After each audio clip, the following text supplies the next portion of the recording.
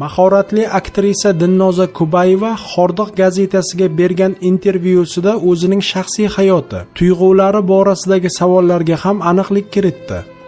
Birinchi muhabbatingiz kim bo'lgan degan savolga aktrisa shunday javob qaytardi.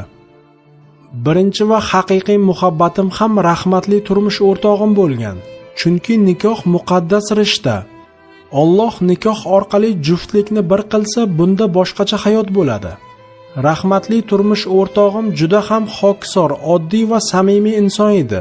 Ayol kishi uchun Allohdan keyingi aziz inson uning eri hisoblanadi. Shuning uchun jufti halolimni nihoyatda e'zozladim, qadriga yetdim.